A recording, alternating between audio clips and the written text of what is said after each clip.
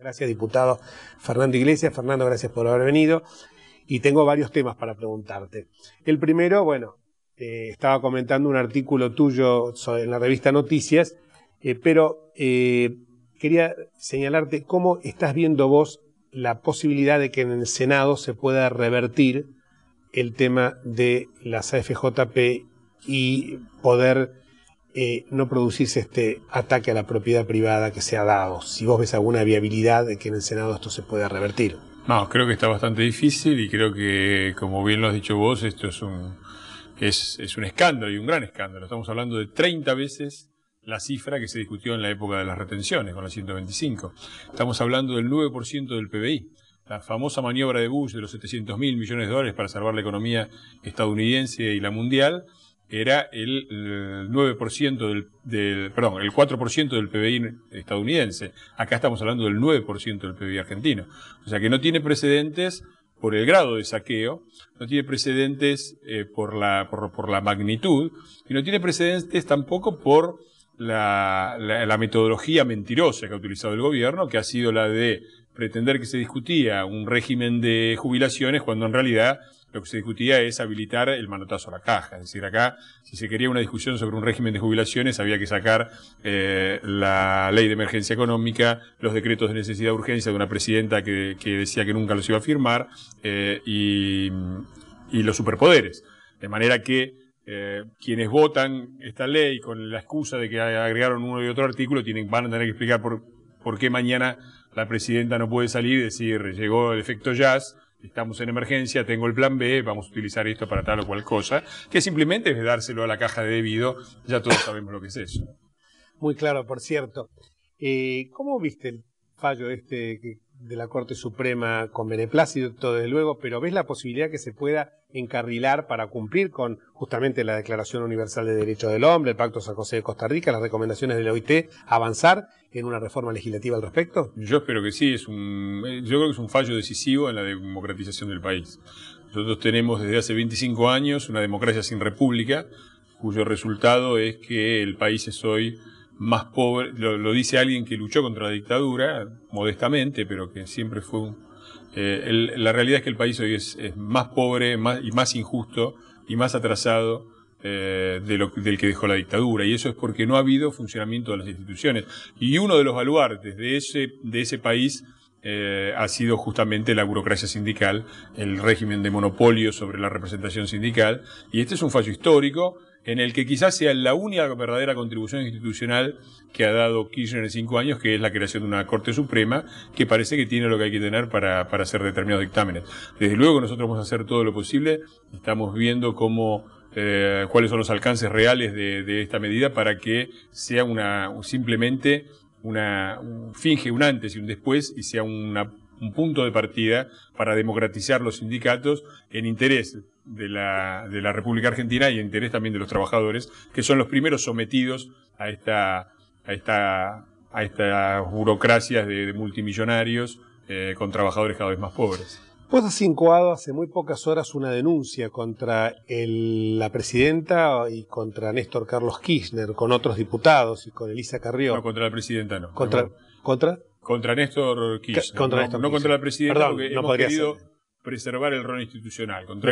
Me parece muy correcto. Contrariamente a quienes nos acusan permanentemente de desestabilizadores, destituyentes y golpistas, hemos dejado fuera a la presidenta justamente para preservar su rol. Me parece justamente esto muy sano, porque si no la palabra destituyente está siempre flotando en el discurso del atril devastador de la pareja gobernante. ¿Y en qué consiste la denuncia contra Néstor Kirchner? Bueno, nos parece que a lo largo de estos años se han acumulado suficientes evidencias de corrupción. La corrupción es un fenómeno general de la sociedad argentina y de la política en todo el mundo. Endémico, diría. Sí, pero acá el problema que hay es que es una corrupción estructural. Es una corrupción organizada y que conduce sistemáticamente a los mismos responsables. A Néstor Kirchner como gran director, a Julio De Vido como su cajero y a Huberti como su valillero. Hay una infinidad, desde el caso Skanska hasta las tierras en Calafate, hasta cómo se administran los recursos de las obras públicas que van a parar todos a Santa Cruz. Y no nos olvidemos de los fondos de Santa Cruz, que nunca supimos, misteriosamente entraron en una caja China en una caja de mago, sí, nunca más supimos de ellos, ¿no? Sí, se ofenden mucho cuando dicen cuando la doctora Carrió dijo que la ley de las FJP terminaba habilitando a que cualquiera se llevara el dinero a las Islas Caimán.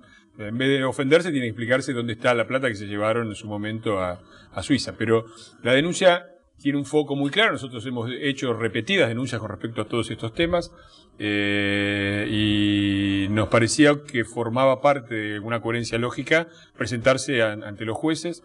La justicia argentina me parece que no es una justicia ejemplar, pero merece que se le dé una oportunidad de serlo.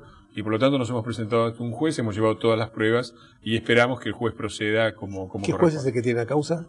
Me voy. se me escapa. No recuerdo en este momento el apellido. Sé que fue muy cuestionado porque en determinado momento dictó un sobrecimiento sobre Néstor Kirchner. Pero nosotros creemos que son tan abundantes las pruebas, es tan abundante la documentación que hemos presentado, del rol que juegan cada uno, del rol que tiene Rudy Ulloa, un tipo que pasa de ser el chofer, con respeto, chofer, con respeto a la profesión de chofer, sí, digamos. Pero después pasa a tener $300 millones para comprar Telefe, la obra pública en Santa Cruz, bastante, que tiene un crecimiento. Bueno, no hay más que ver el enorme crecimiento que ha tenido el gasto en obra pública y la inexistencia de obra pública, porque tiene que explicar dónde están las autopistas, dónde están los ramales de ferrocarril rehabilitados, dónde están los trenes suburbanos dignos, dónde están los nuevos aeropuertos, dónde están los puertos, dónde están todo ese dinero que no está en ningún lado, ¿no? Hoy estamos hablando, se habla mucho porque lo escucho yo habitualmente con la gente que uno se cruza por la calle o conversa en distintos ámbitos, en distintos foros, del rol que está jugando la oposición. Entonces parecería ser que con una oposición tan dispersa, tan disgregada, una oposición que dice no me gusta fulano porque es de derecha, el otro porque es de izquierda, esto que dijiste vos, tomen nota, democracia sin república, que lo venimos sosteniendo machaconamente en este programa, parecería que sigue avanzando, porque claro, dicen la oposición tan fragmentada no va a llegar nunca y con un 25 o 30% luego más una caja, una chiquera abultada se puede disciplinar y cooptar voluntades. ¿Hoy ves la posibilidad que se pueda generar un frente opositor que tenga comunes denominadores, que no sea, no repitamos el fallido intento que hubo con la alianza? ¿Es viable hoy en la Argentina? Sí, yo creo que ya ha surgido, entre la coalición cívica cuya candidata, la doctora Carrió, junto con Giustiniani, tuvieron más de 4,5 millones de votos y el radicalismo, que tuvo más de 3, estamos hablando de 8 millones de votos. En noviembre del año pasado, cuando la circunstancia era completamente diferente para el gobierno. Desde luego hay un núcleo fuerte de acuerdo, está también un acuerdo con Luis Juez, que ya se ha manifestado, confiamos en que seguramente los socialistas se van a incorporar. La política tiene sus tiempos. A veces la gente ve un gobierno incapaz, un gobierno corrupto, un gobierno sin destino y sin proyecto, y por lo tanto sale a pedir que la oposición se una. Nosotros creemos que hay que ser cuidadosos en esto y que la distinción no tiene que ser puesta, la distinción principal no es de tipo ideología, la distinción principal es con respecto, la pregunta central es a qué se opone la oposición, creo yo.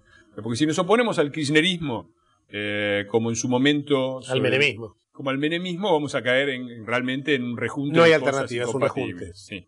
El factor de oposición no tiene que ser Kirchner, porque Kirchner y el kirchnerismo son simplemente la punta de un iceberg, de un enorme iceberg corporativo que incluye la forma en que en este país se hace política, se hace negocio, que incluye a las burocracias sindicales, a los intendentes corruptos del conurbano, a las policías, a las mafias de narcotraficantes, a la policía que negocia con ellas, a los políticos que simulan hacer grandes cosas como la penalización de los chicos de 12 años, pero después negocian permanentemente con los narcotraficantes. Es todo esto lo que hay que desbaratar, y el acuerdo tiene que ser claramente de crear un país donde esta enorme oligarquía que ha vivido a la sombra del Estado y que se ha llevado puestas las esperanzas de los argentinos sea desbaratada para que haya un país mejor. ¿Cuáles serían los límites para que alguien pudiera integrar este acuerdo? Porque, por ejemplo,